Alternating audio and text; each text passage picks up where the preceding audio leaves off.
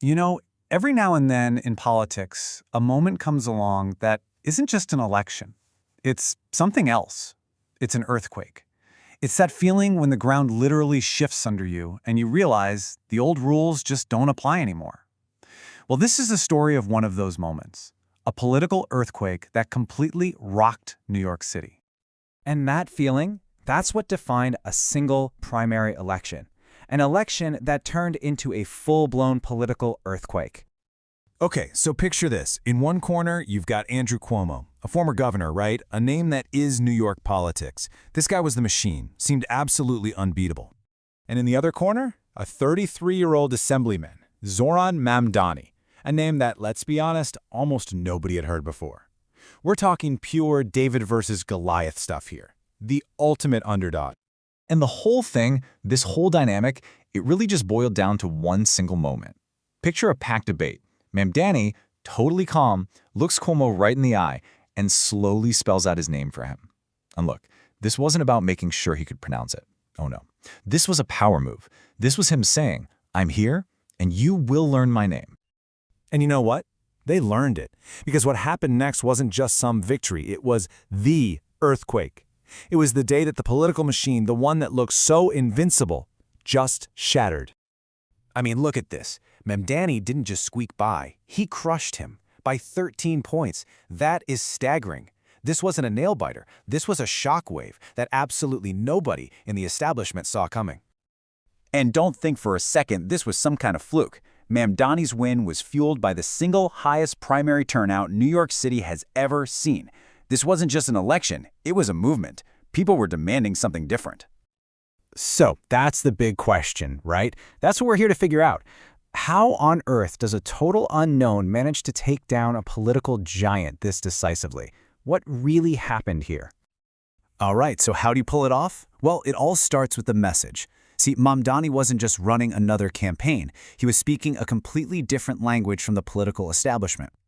His message was just brutally simple and so powerful because of it. He wasn't getting lost in abstract policy debates. No, he was talking about the things you feel like deep in your gut every single day. The rent that's just out of control, the insane cost of childcare, the daily grind of a transit system that barely works. He was talking about the real, everyday struggle. And when you put the two campaigns side by side, wow, the contrast couldn't be more stark.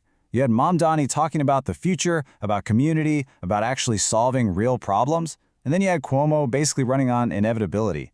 His whole argument was his resume. And in the end, New York decided to go with the future. And Mamdani's own story? It gave his message this authenticity you just can't fake. I mean, think about it. The son of intellectuals, born in Uganda, he was a housing counselor, he even used to be a rapper. It's not your typical politician's backstory, right?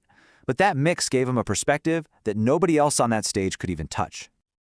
But look, a political earthquake like this, it's never just about one person. To really get what happened, we need to zoom out. We need to look at the decades of frustration that were building up, creating the fault lines. For decades, the pressure has just been building and building.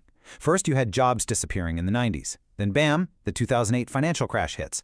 And through all of it, the cost of just living kept going up and up and up. And what's the result of all that? This deep, widespread feeling that the whole system is just broken. That was the fuel for Mamdani's campaign. But here's the thing. When you threaten the status quo always fights back. And boy, was this fight about to get ugly. Suddenly, the attacks were coming from everywhere. Even Donald Trump weighed in, using that classic scare tactic, crazy communist. It's the oldest trick in the political playbook, right? Slap a scary label on someone before people have a chance to actually listen to what they're saying. So what does that label, democratic socialism, even mean in this context? For Mamdani and his supporters, it's not about the government owning everything. Not at all. It's about using public money for the basics, things like healthcare, transit, childcare, so that regular people can actually afford to survive and even thrive in the city. It's a vision that's a world away from the caricature they were painting. And when the policy attacks didn't stick, things got personal and ugly.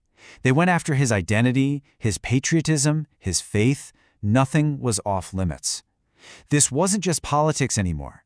It became a really dangerous escalation, creating this climate of actual threats against him and his family.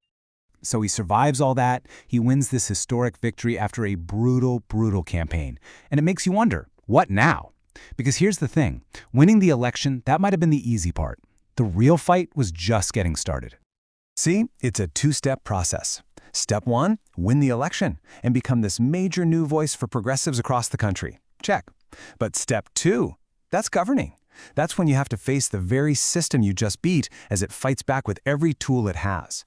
And that leaves us with the biggest question of all, the one that could really define the next chapter of politics in this country.